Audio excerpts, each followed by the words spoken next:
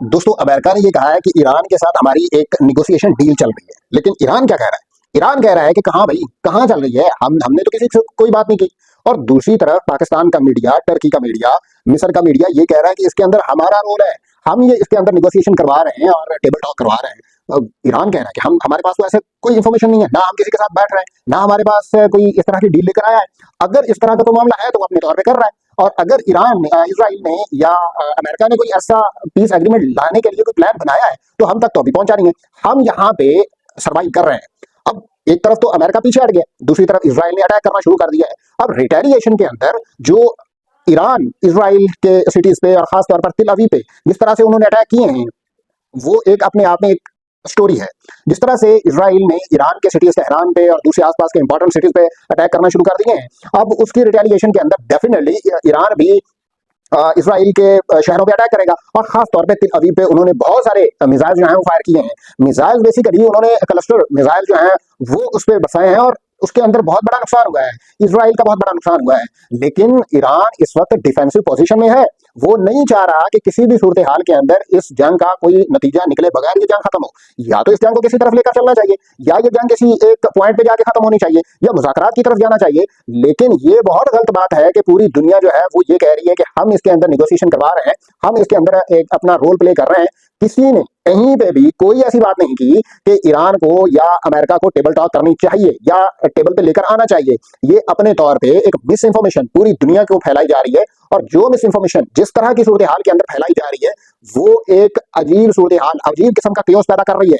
देखें, पूरी दुनिया इस वक्त सर्वाइव कर रही है, फाइनेंशियली और इकोनॉमिकली वो सर्वाइव कर रही है। अमेरिका एक दफा पीछे हट गया है, लेकिन उसको ये पोजीशन करने के लिए एक टाइम चाहिए था और वो टाइम गेन कर रहा है। वो 5 दिन का टाइम गेन कर रहा है। उसने यहाँ पे आके अपने मामला जो है वो ईरान के करीब लेकर अपने फौजी जो आर्मी है या उनकी जो नेवी है उसको डिप्लॉय करने के लिए यहाँ पे टाइम गेन किया है। और उसी तरह जिस तरह टाइम गेन करके जिस तरह डोनाल्ड ट्रंप ने 48 घंटे का अल्टीमेटम दिया था, वो उस चीज से पीछे हट गया है। अब वो चाहता है कि किसी न किसी तरीके से ये जंग खत्म हो, अपना हरमस खुले, हम यहाँ पे अपने जो मामलात हैं वो सेटल डाउन करें और फिर मामला जो है वो एक नई पोजीशन पे जाकर रुक जाएं।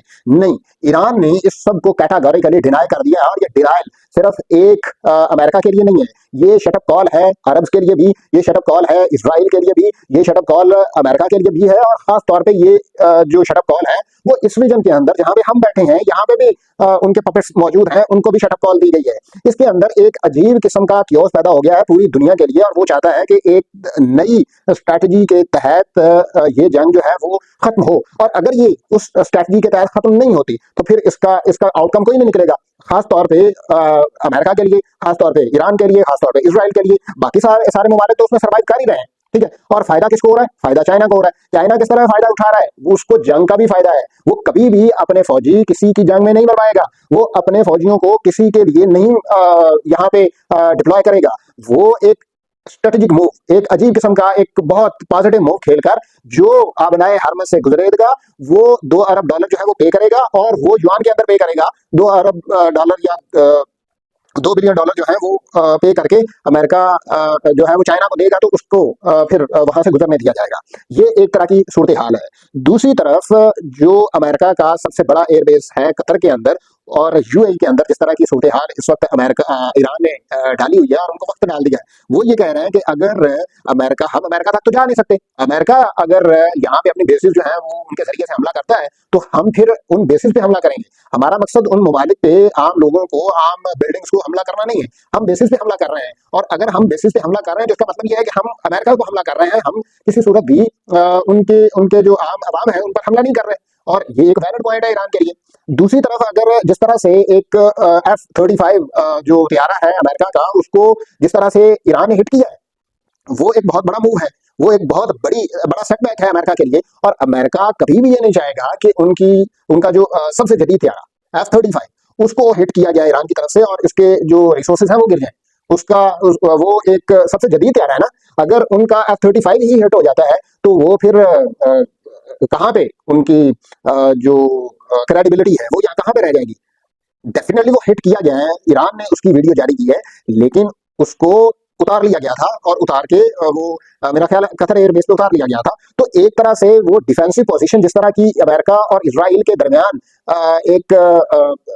अमेरिका के खिलाफ और इसराइल के खिलाफ इनकी बन रही है ईरानीज की, वो एक बहुत बड़ी कामयाबी है ईरान के लिए। उनकी लीडरशिप मार दी गई। उनकी लीडरशिप लेयर्स के अंदर है ना, एक एक अगर खत्म होता है तो उससे उसके बाद जो है वो ऑटोमेटिकली उनका चीफ बन जाएगा, या आगे उस वो मर जाता है तो उसके बाद उससे नीचे वाला। तो उन्होंने एक चेन बनाई हुई है, कोई 7-8 लेयर्स बनाई हुई है, और ये आज का प्लान नहीं है, ये लॉन्ग टर्म प्लान उन्होंने बनाया था और वही आज तक चल रहा है। उनके आर्मी चीफ ने आके बयान दिए हैं, बहुत अच्छे बयान दिए हैं। उन्होंने अपने मुल्क को रिप्रेजेंट करने के लिए एक अच्छी स्ट्रेटजीज और अच्छी बातें की हैं, ताकि एक पैगाम चला जाए, पूरी दुनिया को पैगाम चला जाए, अमेरिका को पैगाम चला जाए, इसराइल को पैगाम चला जाए, अरब को पैगाम चला जाए। ठीक है। सऊदी अरब, मोहम्मद बिन सलमान, वो क्या कर रहे हैं आपके सामने है, सूरत हाल आपके सामने है, किस तरह से एक अजीब सी केओस वहां पे पैदा हो गया। और अब तो ये सुनने में आ रहा है कि एमबीएस ने एक लेटर जारी किया है, और ये बल्कि उन्होंने एक पैगाम जारी किया है पूरी दुनिया के जो उम्रा ज़ायरीन हैं उनके लिए, कि अगर आप यहाँ पे मौजूद हैं तो 18 तारीख तक आप यहाँ से निकल जाएं। 18 तारीख तक आप वहां पे नहीं जा सकते, मक्का मुकरमा में और मदीना मुनव्वरा में वहां पे नहीं जा सकते। अगर आप यहाँ पे हैं तो 18 तारीख तक आप यहाँ पे जो है वो चले जाएं। अब सूरत हाल किस तरफ जा रही है, हो सकता है 18 तारीख के बाद कोई ऐसी सूरत हाल बन जाए कि ईरान और सऊदी अरब के दरमियान भी वो एक क्लैश बन जाए। अब उस क्लैश का जो सबसे बड़ा नुकसान किसको होगा, वो पाकिस्तान को होगा, क्योंकि पाकिस्तान के सऊदी अरब के साथ एक एग्रीमेंट साइन हुआ है कि अगर पाकिस्तान पे हमला किया जाता है तो सऊदी अरब के पे हमला समझा जाएगा, और सऊदी अरब उसको पाकिस्तान के लिए डिफेंसिव रोल प्ले करेगा। अगर अगर सऊदी अरब पे अगर अटैक किया जाता है तो पाकिस्तान यहाँ से अपनी मदद भेजेगा। अब ये वहां वहां की सूरत हाल बन गई है।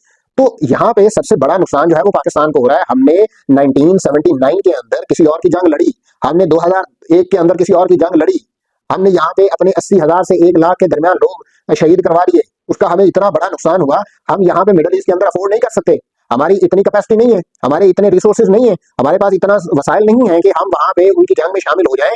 और एक तो एक तरह से हम अपने मुस्लिम बरादर इस्लामी ममालिक के साथ के खिलाफ नहीं लड़ सकते। दोनों ही, इसराइल जो है वो हमारा एक जो है वो दुश्मन है, जो सऊदी अरब है वो हमारा बरादर इस्लामी मुल्क है, ईरान भी हमारा इस्लामी मुल्क है, बरादर है। हम उन दोनों के खिलाफ किस तरह हो सकते हैं?